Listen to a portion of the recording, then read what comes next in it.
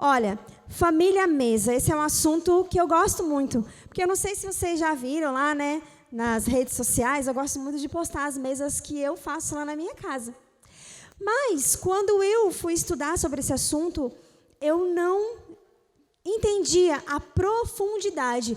Porque estar à mesa com a nossa família, estar à mesa com os amigos, estar à mesa com parentes, é muito mais do que comer nela. É muito mais do que decorar a mesa, é muito mais profundo do que isso. Muito mais. E hoje nós vamos falar de família, né? O assunto família é muito especial para Deus. Porque quando a gente vai olhar na Bíblia, a gente vai ver Deus falando de família do começo ao fim. Deus começa lá em Gênesis falando de uma família. Aliás, criando uma família, Adão e Eva. O casal já é uma família. Deus cria Adão e Eva e forma a família. Depois a gente vai ver a família de Abraão. Deus chamando Abraão para sair da sua parentela, para que a partir dele, Deus formasse uma grande família. E a gente vai ver no Antigo Testamento a família de Isaac, de Jacó. No Novo Testamento, a gente vai ver Deus enviando o seu único filho e introduzindo Jesus em uma família terrena. Então, você vê como é importante a família. Nós mesmos, quando nós viemos aqui à frente, nós aceitamos Jesus, nós estamos sendo incluídos na família de Deus. Nós estamos sendo adotados por Deus e inseridos na família dele. Agora, nós somos da família de Deus. Então, família é projeto de Deus. Amém? A sua família é projeto de Deus. E não é desejo de Deus que a nossa família fracasse. Não é o sonho de Deus que a nossa família se desintegre. Não é sonho de Deus que a nossa família fique rachada. Eu encontrei algumas frases na internet a respeito de família. Põe aí a primeira frase, Nath, por favor. Olha lá. Família, essa frase é segundo o dicionário. Família segundo o dicionário. Família é um grupo de pessoas que compartilham a mesma casa, ok? Então, todo mundo que mora na mesma casa, segundo o dicionário, é considerado uma família. A 2, família é o lugar para onde a gente corre quando tudo fica mal. É o lugar de maior segurança do mundo. Amém? Amém? 3, família é o conjunto de pessoas que se amam incondicionalmente, que ajudam-se nos bons e maus momentos. É onde a felicidade começa. Olha a definição de família. Amém? E 4, família é a base da sociedade. Mas quando a gente fala essas frases, as frases são muito bonitas, mas vamos falar a verdade? É que nem todo mundo vive esse amor incondicional, que muitas casas não é um lugar que as pessoas se sentem seguras, que muitas pessoas, ao voltar para os seus lares, não é lá que eles encontram segurança, não é lá que eles encontram amor incondicional. Estou mentindo? Não é verdade? E eu não estou falando somente de pessoas, de famílias fora da igreja. Eu estou falando de famílias de dentro da igreja. Então, muitas vezes a gente olha essas frases bonitas e a gente vê frases sobre a família muito bonitas, mas a gente sabe que a realidade muitas vezes não é essa. Sabe por quê? Porque muitas famílias perderam o real princípio de família. Porque muitos lares perderam a essência da família que realmente Deus projetou, daquilo que Deus planejou para nós.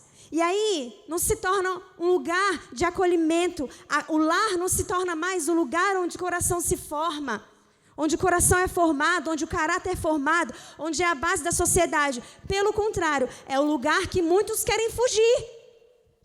Muitos jovens e muitos adolescentes estão querendo, na verdade, fugir dos seus lares.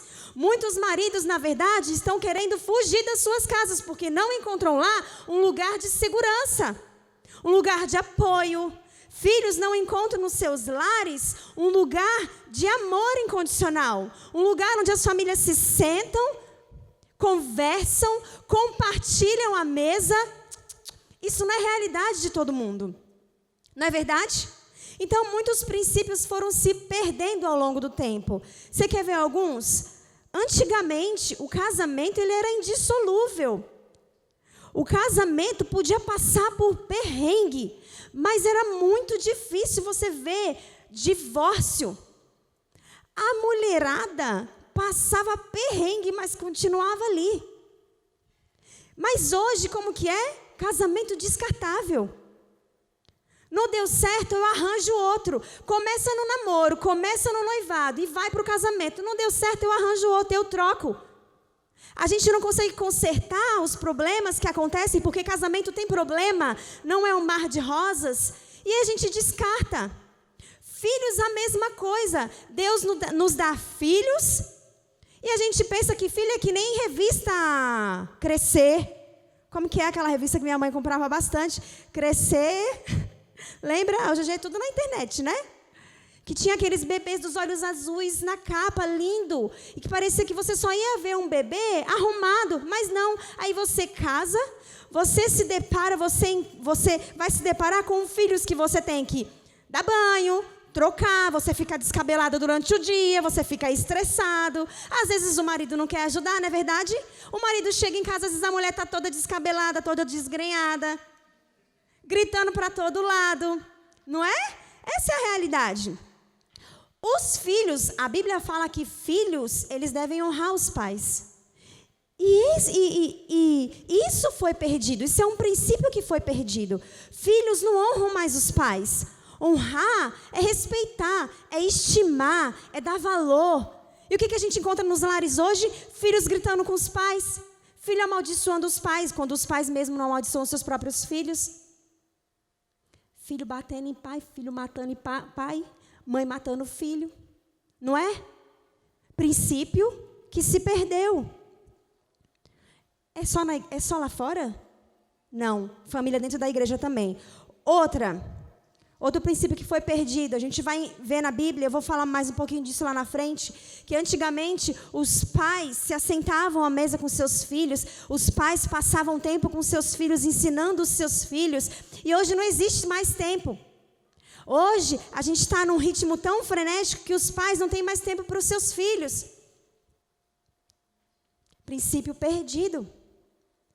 Os pais que deixaram a educação por conta da escola, não é a escola que educa os nossos filhos, é na nossa casa que eles devem ser educados. A escola é para eles aprenderem matemática, português, ciências, geografia, eles vão lá para aprender isso.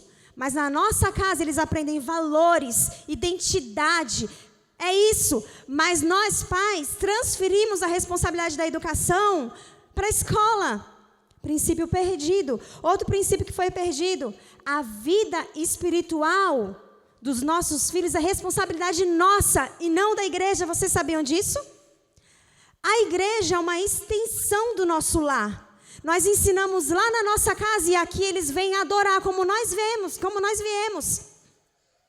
E muitas vezes a gente transfere a nossa responsabilidade de aprender a palavra.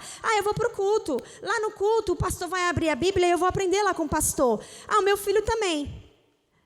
Ô irmã, leva o meu filho para a igreja, por favor, porque ele está de um jeito que eu não aguento mais. Como se a igreja tivesse a responsabilidade de ensinar a vida espiritual, as questões espirituais para o seu filho, é responsabilidade nossa. A igreja é só um complemento. Então você vê como os princípios, eles foram sendo transferidos e perdidos. Perdidos. E o princípio da mesa também foi perdido. A minha lembrança, a minha maior lembrança eram os nossos almoços de domingo na casa da minha avó. A minha avó não conhecia da Bíblia inteira. Minha avó não conhecia. Minha avó era uma crente de coquinho, sabe, da Assembleia de Deus. Mas a minha avó, ela não conhecia a palavra de Deus toda. Mas todos os domingos, na casa da minha avó, tinha um macarrão com frango cozido. Iam todos os netos, todos os tios. E eu não me esqueço que na casa da minha avó, nós almoçávamos na mesa. Lembra? Era na mesa. O almoço começava ali, todo mundo ao redor da mesa. Eu lembro de ver os meus tios conversando, batendo papo e rindo. Acabava o almoço, aí uma tia lavava a louça e a gente continuava ali na mesa. Às vezes chegava o café da tarde, minha tia estava fazendo um bolo do café da tarde, a gente estava sentado na mesa, conversando e batendo papo. Sabe o que é isso? Investimento, princípio que foi perdido. Mas o que a gente faz hoje? A gente passa no McDonald's, porque a vida está muito corrida, e a gente passa lá no drive-thru, compra o lanche para o menino, porque sentar à mesa custa tempo. Falar de Jesus custa tempo. Educar dá trabalho educar. Mas a gente vai lançando e vai passando os princípios. E aí a gente chega na pandemia, depois de aquele momento frenético, a gente entra na pandemia e, eu vou usar essa palavra, mas não é essa palavra, a gente meio que é obrigado a conviver com os nossos familiares 24 horas por dia. Você vai ficar na sua casa agora, porque tem um vírus aí fora que está matando todo mundo e agora você vai ter que... agora tu vai ter que praticar. Agora a gente vai ter que praticar. E a gente se depara, dentro de casa, tendo que voltar aos nossos princípios. Para mim, foi maravilhoso, era o que eu mais queria na minha vida. Mas não foi assim com todas as famílias. Olha o resultado. Põe aí, Nath. Olha o resultado do que aconteceu com algumas famílias durante a pandemia. Quarentena e o aumento dos casos de abusos sexuais de crianças e adolescentes. Crianças e adolescentes começaram a ser mais abusados sexualmente porque estavam 24 horas. Aqui não está falando que eles estavam na rua, porque eles não podiam estar na rua. Então, isso era dentro de casa. Abuso sexual dentro da própria casa. Cresceu. Quer dizer, não foi bom ficar 24 horas para elas. O próximo. Relatos de briga de casais aumentam 431% desde o início do isolamento provocado pelo coronavírus, diz o estudo. 431% a mais de briga de casais. O próximo. Violência contra a mulher cresce durante a pandemia de Covid-19. Acho que vocês viram passando isso na televisão. Que a violência aumentou muito mais, né? Mulher apanhando dentro de casa, porque o marido ficava fora, né? Ela também, né? Não ficava com o marido 24 horas por dia, aí deu ruim. Todo mundo ficar junto. Tem mais algum? Pandemia acentua os casos de violência contra crianças e adolescentes. Sabe o que significa? Desce o cacete nas crianças durante a pandemia. É claro, elas passavam o dia inteiro na escola, era período integral, não dava trabalho para pai e mãe. Às vezes a mãe estava dentro de casa e os filhos estavam lá na escola integral. Mas agora veio a pandemia e as crianças estão em casa, dando muito trabalho, subindo pelas paredes. E aí a gente pensa assim, gente, isso só acontece lá fora. Com as famílias da igreja não acontece isso. Sabe o que acontece? Muitos de nós, aqui dentro da igreja, a gente vem para cá, a gente aprecia o culto, a gente levanta as nossas mãos, mas quando a gente volta para casa, a nossa família está dividida. A gente encontra uma família desunida, a gente chega em casa, é só confusão, é só briga, é só estresse.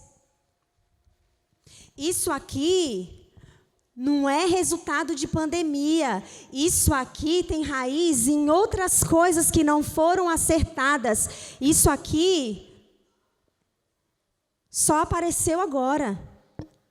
Mas tem raiz, em outras coisas.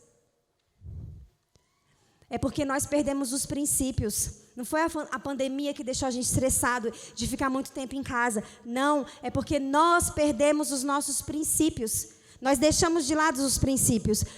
Ô, Fio, pega o livro aí para mim, por favor. Eu vou...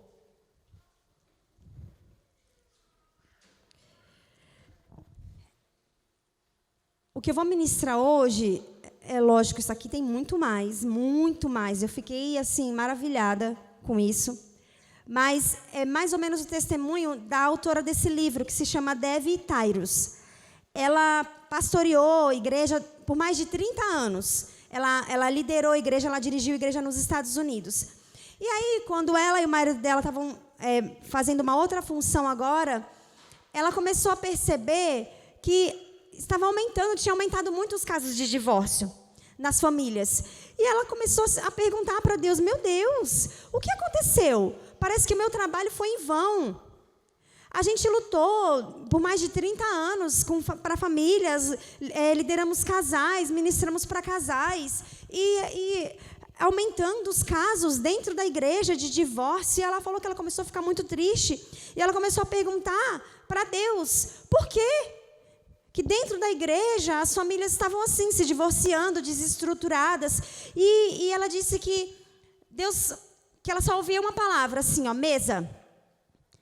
Mesa. E ela passaram-se os meses e ela não entendia. Mesa. E aí ela foi começar a procurar sobre a mesa na Bíblia. E olha só, gente, ela dá um exemplo aqui nesse livro. Ela diz assim, que a gente pensa que são grandes coisas que destroem a nossa família. São grandes coisas que desintegram a nossa família. Mas às vezes uma pequena rachadura, através de uma pequena rachadura, de uma janela aberta, o diabo entra e faz arruaça. Ele destrói tudo. Ela conta a história de um... Eu não sei se vocês viram, em 2003, a missão STS-107 do Columbia. É um ônibus espacial da NASA. Diz que eles foram para a missão. A missão foi um sucesso e eles já estavam voltando quando eles começam a se comunicar com a base. E aí eles falam, eles começam a pedir ajuda para a base. E eles não entendem. Gente, o que está acontecendo? Porque está tudo normal, eles já estavam voltando, está tudo normal. De repente, eles não escutam mais nada. Aquela nave, ela se desintegra e 7 tripulantes que estavam lá dentro, eles morrem. E aí, semanas depois, eles foram procurar, eles foram entender por que motivo. Porque era uma missão bilionária. Mentes brilhantes tinham calculado aquela missão. O que tinha acontecido para dar errado? Descobriram que aquela nave ela tinha uma pequena rachadura. E conforme eles estavam entrando novamente na Terra, houve uma pressão muito grande de calor, que entrou pelaquela pequena rachadura e desintegrou a nave inteira, matando 7 pessoas que estavam ali dentro. O que ela entendeu? Que realmente, pequenas coisas que a gente deixa de cumprir, pequenas coisas que a gente deixa de fazer, que a gente fala assim, não tem importância não. Eu dou banho, eu cuido, eu arrumo a casa, eu pago as contas, eu trabalho, eu vou para fora. A gente pensa, está tudo bem. Mas, às vezes, um princípio, uma coisinha que é deixada de lado, desintegra toda a nossa família. Uma pequena rachadura negligenciada que destruiu vidas. E aí ela começa a estudar, buscar, e ela chega em Êxodo. Agora vamos abrir a Bíblia. Êxodo 25, a partir do versículo 23. A primeira vez na Bíblia que Deus fala sobre uma mesa está em Êxodo 25, a partir do versículo 23. Amém? Faça uma mesa de madeira de acácia com 90 centímetros de comprimento, 45 centímetros de largura e 70 centímetros de altura. Revista-a de ouro puro e faça uma moldura de ouro ao seu redor. Faça também ao seu redor uma borda com a largura de 4 dedos e uma moldura de ouro para essa borda. Faça 4 argolas de ouro para a mesa e prenda-as nos 4 cantos delas, onde estão os seus 4 pés. As argolas devem ser presas próximas da borda para que sustentem as varas usadas para carregar a mesa. Faça as varas de madeira de acácia, revestindo-as de ouro. Com elas se carregará a mesa. Faça de ouro puro os seus pratos e o recipiente para incenso, as suas tigelas, as bacias nas quais se derramam as ofertas de bebida. 30. coloque sobre a mesa os pães da presença, para que estejam sempre diante de mim. Então, aí nessa passagem, Deus está instruindo Moisés a fazer o tabernáculo. Agora, Deus ele queria que aquele povo, eles construíssem um lugar para que Deus estivesse sempre ali no meio deles e se comunicasse com eles, e eles pudessem ter a presença de Deus ali no meio deles. E Deus manda Moisés construir o tabernáculo. O primeiro móvel que Deus manda Moisés construir é a Arca da Aliança. A Arca da Aliança, ela representava a presença de Deus. Só que a Arca da Aliança, ela ficava atrás do véu. E só o sumo sacerdote tinha acesso à Arca da Aliança, ninguém mais. Se outra pessoa que não fosse o sumo sacerdote entrasse naquele lugar, ele morria na hora. Não tinha permissão. Então, o que acontecia? O sumo sacerdote, ele recebia de Deus e ele saía dali e ele enviava para o povo. O segundo móvel que Deus manda Moisés construir para o tabernáculo foi a mesa dos pães da presença. E essa mesa, descrita aí em Êxodo, ela era muito parecida com a nossa mesa de hoje. Só que eles não se sentavam nela para comer, não tinha cadeiras na mesa. Aí, no versículo 30, a Dev Tyrus, ela descobre e ela é despertada para o real propósito da mesa. Vamos ler de novo o versículo 30. Coloque sobre a mesa os pães da presença, para que estejam sempre diante de mim. Sabe o que é o pão da presença? Jesus Cristo. Jesus é o pão da vida. Ele é o pão da presença que ficava ali naquela mesa e que servia de alimento para aquelas pessoas. A mesa dos pães, ela ficava depois do véu, ao lado norte, mais ou menos, do tabernáculo. Então, as pessoas tinham acesso a ela. E o pão da presença representava a presença de Jesus naquela mesa, de Jesus naquele lugar. Jesus era como se fosse o arranjo central daquela mesa. E a refeição que era partilhada com todo mundo. Mas olha só, a Bíblia fala que quando Jesus ele foi para a cruz e ele morreu lá na cruz, a Bíblia fala que o véu do templo se rasgou. Lembra dessa passagem? O véu do templo se rasgou na hora da morte de Jesus. Aquelas pessoas que estavam ali no tabernáculo e que eles não tinham acesso à arca da aliança que ficava lá dentro, na hora, aquele véu se rasga e se abre, e a arca da aliança, ela aparece para todo mundo. Agora não era mais o sumo sacerdote só que podia ver a arca da aliança, que tinha acesso à presença de Deus, mas todos. Mas olha só que interessante.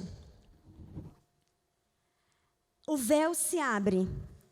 E a mesa do pão da presença, agora, ela está aberta para a santidade de Deus que estava na arca da aliança. Você entendeu? Jesus e Deus. Jesus como pão da presença. E agora o véu se rasgando e a mesa com Jesus tendo acesso a santidade de Deus, a divindade de Deus, a presença de Deus que estava lá atrás do véu, que ninguém podia ter acesso. Então, eu não sei se você entendeu ou se você pegou. O que a gente precisa entender é que existe uma presença sobrenatural de Jesus quando nós nos assentamos à mesa.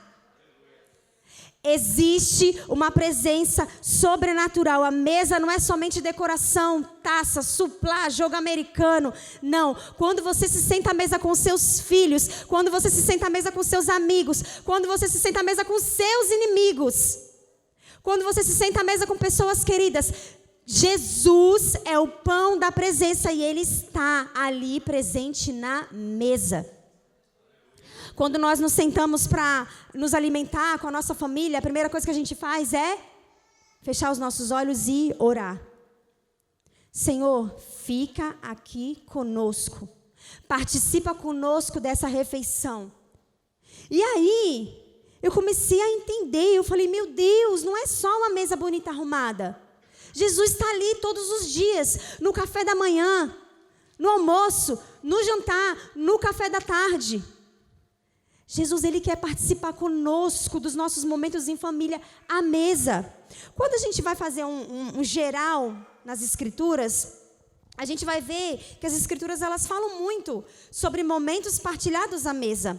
A Páscoa, por exemplo, a Páscoa é uma das ordenanças dos judeus.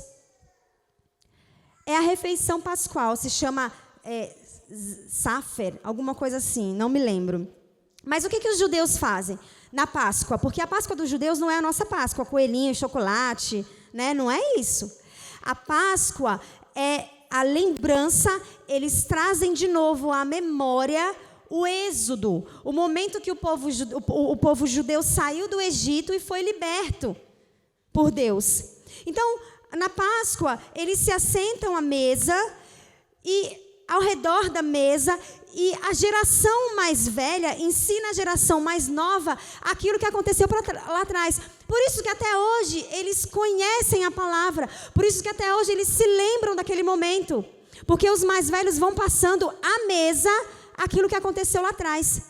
Isso é uma ordenança. Então, quando você vai ver sobre a Páscoa, você vai ver que os judeus, eles se assentam ao redor da mesa. O que eu aprendo com isso? Use a mesa para ensinar os seus filhos sobre a palavra de Deus. Use a mesa em vez da gente falar mal dos outros. Às vezes a gente fala mal dos outros na mesa, né não? Só eu que já fiz isso. Senta aqui, eu vou falar uma coisa para você. Tem uma fofoca. Mas, a mesa é para ser usada para ensinar os nossos filhos sobre a palavra de Deus. A mesa é para a gente falar coisas boas. A mesa é para a gente partilhar. É para a geração mais antiga passar para a geração mais nova. Os meus filhos não tiveram a oportunidade de sentar à mesa na casa da minha avó. Mas eu não posso passar para eles? Olha, lá na casa da minha avó, a gente sentava na mesa. E lá a gente conversava e tarará, tarará. Ó, que legal! Quando a gente senta à mesa, quando a gente arruma a mesa, a gente vai passando para outra geração um princípio que não pode ser esquecido. Esses dias lá em casa, no sábado a gente pega para acordar mais tarde. Normalmente durante a semana a gente acorda mais cedo, o Gustavo acorda mais cedo, por causa das aulas. Aí eu vou, arrumo a mesa, deixo a mesa arrumada para eles irem acordando e tomando café. Mas no sábado, normalmente a gente acorda mais tarde. Outro dia tá lá a gente dormindo, aí eu só vejo batuque na cozinha. Tum, tum, tum, pá, não sei o quê. A gente já pensa, barulho, Sofia, barulho. E aí, quando a gente levanta, a mesa tá lá toda arrumada. Ela arrumou a mesa do jeitinho que eu faço. E eu nunca sentei para falar assim, filha, olha aqui, fica a faca aqui, nunca. Eu só faço. E aí, ela pegou. Então, você entende que às vezes a gente passa princípios através das nossas atitudes, sem mesmo a gente falar. A mesa serve para isso também. Lá na Bíblia, a gente vai ver Jesus. Muitos dos ensinamentos que Jesus transmitiu para os seus discípulos foram ao redor de uma mesa. Foi ao redor de uma mesa. A última ceia, Jesus estava em uma mesa. Diz que eles entraram numa casa e no andar de cima dessa casa, eles prepararam uma mesa posta para Jesus e os seus discípulos estarem ali. Jesus repartiu o pão com seus 12 discípulos ao redor de uma mesa. Foi a última refeição de Jesus com eles, ainda em vida.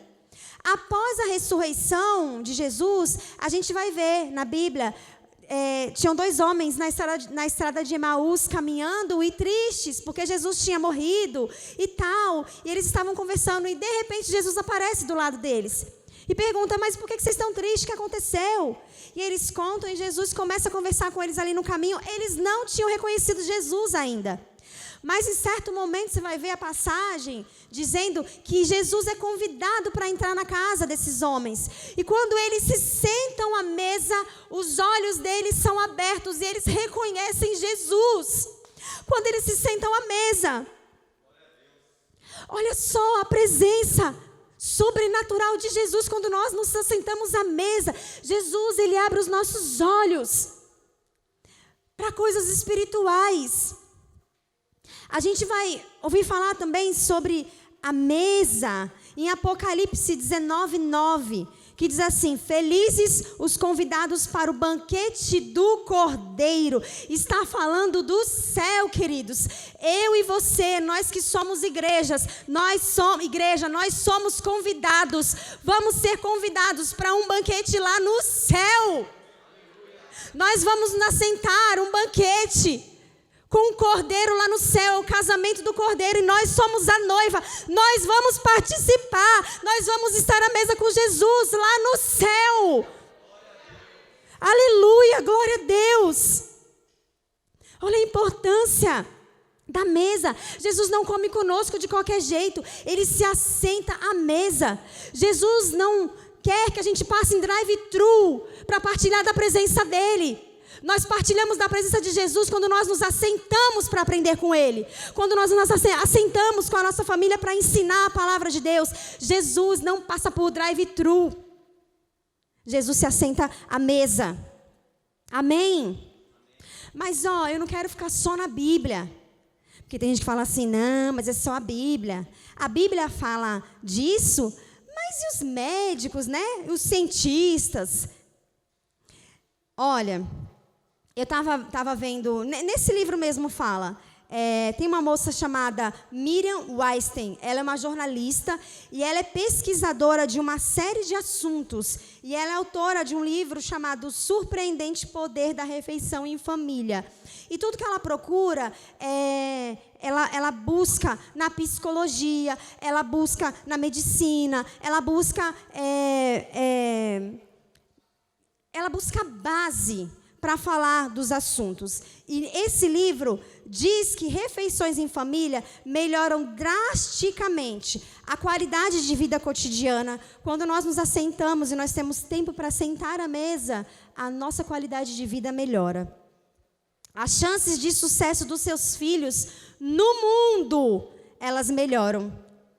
A saúde da família melhora.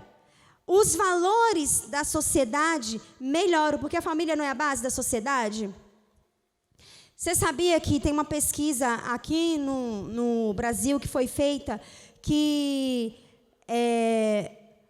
adolescentes que têm menos envolvimento com drogas, com menos envolvimento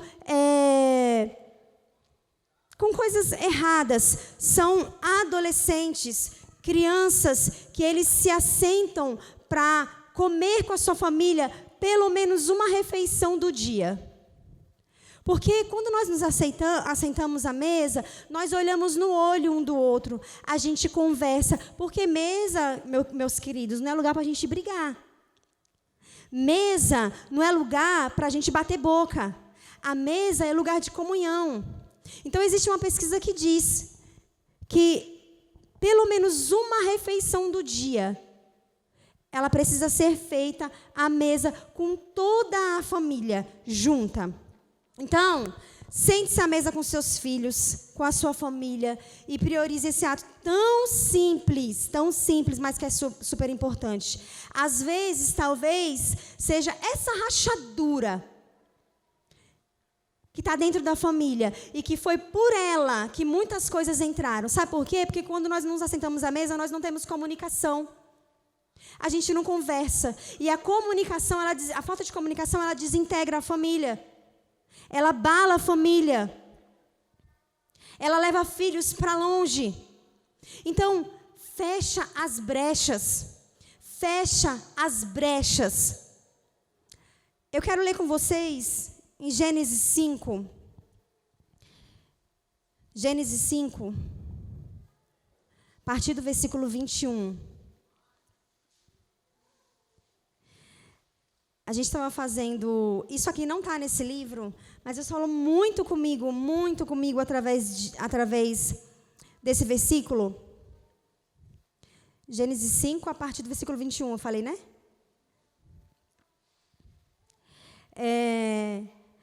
A gente foi colocar as crianças para dormir esses dias, e a Sofia falou, mãe, eu estou lendo Gênesis, porque eu comecei a ler Gênesis. Aí ela falou assim, mãe, eu estou lendo Gênesis. E ela tá mesmo, ela pega o meu celular, vai ler. E nesse dia a gente foi fazer eles dormir, e ela pegou e ela começou a ler essa passagem aqui. Essa passagem fala da descendência de Adão. E eu falo, meu Deus, coitada, a bichinha não deve estar entendendo nada que fala Adão gerou não sei quem, que gerou não sei quem, que gerou. E eu ali deitada na cama, escutando. Deus falou comigo enquanto ela estava lendo. A partir do versículo 18, presta bem atenção. Eu disse assim para vocês, que vocês são bênção para a geração de vocês. Amém?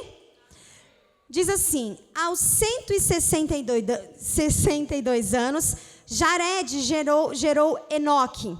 Depois que gerou Enoque, Jared viveu 800 anos e gerou outros filhos e filhas. Viveu ao todo 962 anos e morreu. Aos 65 anos, Enoque gerou Matusalém. Depois que gerou Matusalém, Enoque andou com Deus 300 anos e gerou outros filhos e filhas. Viveu ao todo 365 anos. Enoque andou com Deus e já não foi encontrado, pois Deus o havia arrebatado.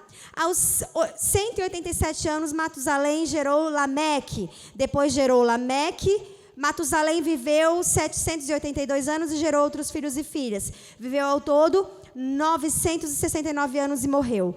Aos 182 anos, Lameque gerou um filho. Deu-lhe o nome de Noé. E disse, ele nos aliviará do nosso trabalho e do sofrimento de nossas mãos causados pela terra que o Senhor amaldiçoou. Depois que Noé nasceu, Lameque viveu 595 anos e gerou outros filhos e filhas. Talvez você não tenha entendido nada. É fulano que gerou ciclano, que gerou mais ciclano, que... Nanana. Mas Deus falou comigo. Presta bem atenção nessa descendência, porque eu vou falar de novo. A Bíblia fala que Enoque gerou Matusalém. A Bíblia diz que Enoque andou com Deus. E depois, quando você vai lá na descendência de Adão, você vai vendo, Adão gerou fulano, que gerou ciclano. Você não vai ver a Bíblia falando que ninguém ali andou com Deus. Mas quando chega em Enoque, a Bíblia fala assim, e Enoque andou com Deus. Começa aqui uma nova história. Começa aqui uma descendência abençoada. Por quê? Porque Enoque resolve andar com Deus. Enoque resolve seguir um princípio. Quem aqui é o primeiro da sua geração de cristão? Levanta a mão. Quem aqui? E o Wellington andou com Deus. E Denis andou com Deus. Aí fala, olha só, Enoque gerou Matusalém. Quem foi Matusalém? Matusalém foi o homem que ganhou o maior número de anos vividos. Foi o homem que viveu mais tempo. Quantos anos que ele viveu mesmo? 969 anos. Ele foi abençoado com a longevidade. Filho de Enoque, que andou com Deus. Provavelmente foi abençoado pela vida de Enoque. Matusalém gerou Lameque. Sabe quem foi Lameque? O pai de Noé. Lameque foi o pai que profetizou sobre a vida de Noé. Ele nos dará descanso. Você vê, Enoque andou com Deus, que ensinou Matusalém, que agora ensina Lameque, que profetiza sobre a vida de Noé. Nasce Noé. Quem foi Noé?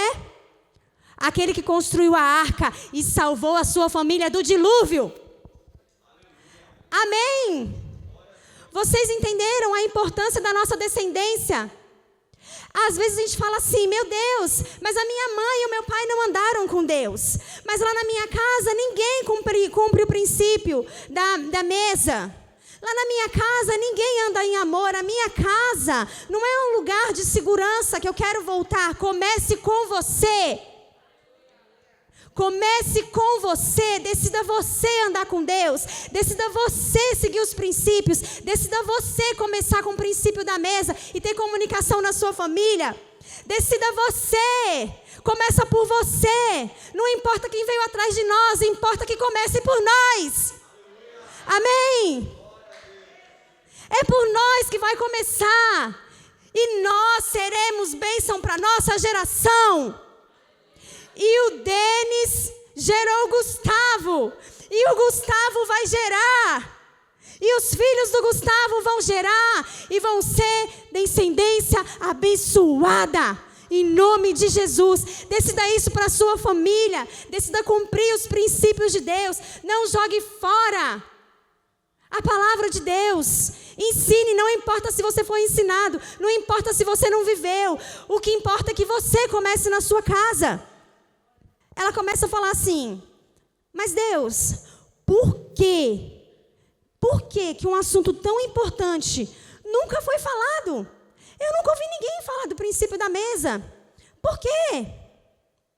E ela diz que Deus começa a falar no coração dela. Porque o princípio da mesa é uma mensagem para a nossa geração. Sabe por quê? Porque a geração antepassada, eles conviviam. Eles tinham tempo um com o outro. Nós não temos mais tempo um para o outro. A mensagem da mesa, o princípio da mesa, o princípio de nos assentar com os nossos filhos e ensinar a palavra de Deus é para nós, não é para a nossa geração anterior. Porque eles já faziam isso, muitos deles já faziam isso. Os nossos avós, os nossos tataravós, eles tinham tempo para colocar a cadeira lá na frente e conversar. Lembra disso? Eles tinham tempo para fazer o cuscuz à tarde e conversar.